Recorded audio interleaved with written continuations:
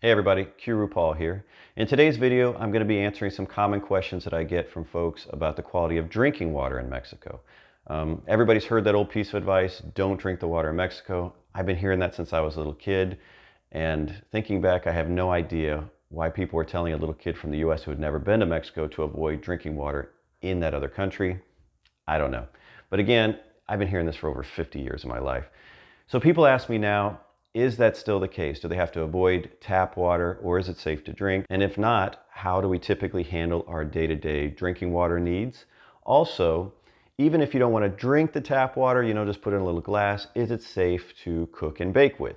So I'm going to be answering all of these questions, and I'm going to be doing a little science experiment. I'm going to be boiling some of this Mexican water, and I think you're going to be a little surprised by what I find. Ooh, that's gross. All right, let's get started.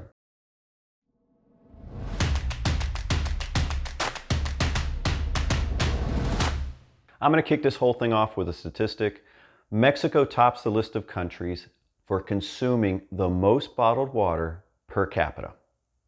Yes, Mexico. And when you think Mexico also has a lot of poverty, but people are spending their money on bottled water, you know that there's a problem with the tap water.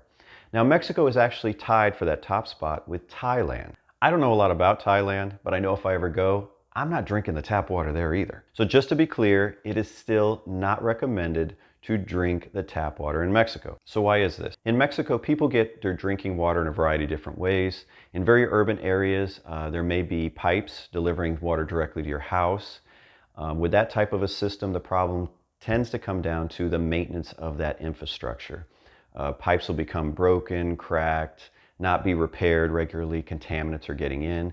And when repairs are made, it's very unusual for the water company to actually tell people, hey, we just got this pipe, a lot of contaminants went in, you need to boil your water for 72 hours. I've never seen a boil notice in Mexico, but I've seen a lot of repairs. Again, not ideal. Another way that people get their water is it's delivered in trucks like these to their house, and they fill these water tanks that are typically on the roofs. These water tanks are called tinacos. The tinacos themselves are supposed to be washed and sanitized on a regular basis because they can be breeding grounds for bacteria. They can become contaminated with bird feces. You don't want to get a big glass of your tinaco water and just, start drinking it. I don't advise that. So I don't recommend you drink any of the tap water unless you're just trying to work through all that toilet paper you were hoarding during COVID, or you want to lose weight. I can tell you that I picked up parasites from drinking water in Colombia many years ago, and I lost 15 pounds. It was better than Slim Fast. You could really eat anything. So what do people do?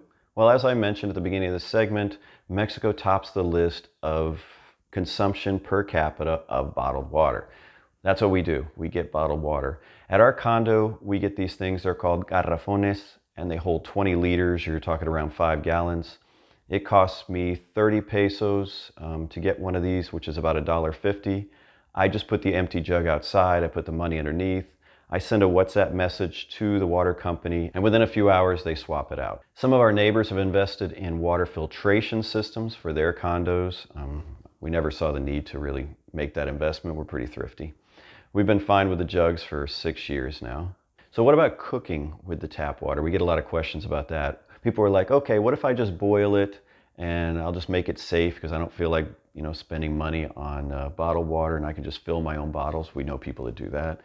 If you're only worried about getting sick from the water, I suppose if you boil it, it's going to be rendered safe, but there's some other things to consider, and one of them is taste.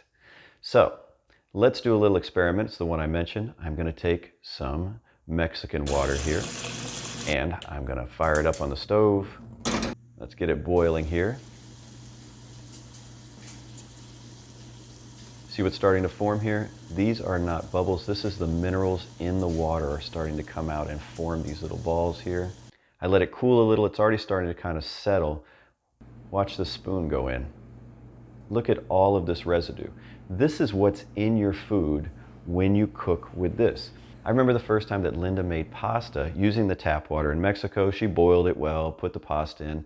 I took one bite and I was like, this tastes terrible. I go over to the jar and I'm smelling the sauce and I'm like, is it the sauce? What is it? I go back over, I'm just tasting the pasta.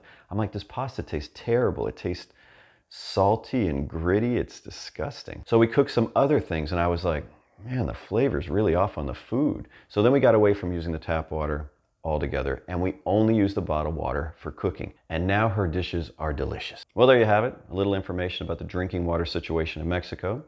Now, I have no doubt that some folks are going to comment that they drink the tap water all the time and have never gotten sick, etc. That's one of those things you can continue to do until you get sick. Until that pipe breaks down the street and you didn't get a boil notice, or until your tinaco's getting to a certain bacteria level, you'll be fine until you're not. All right, well, that's it for today. I hope you enjoyed the video. Until next time, hasta luego.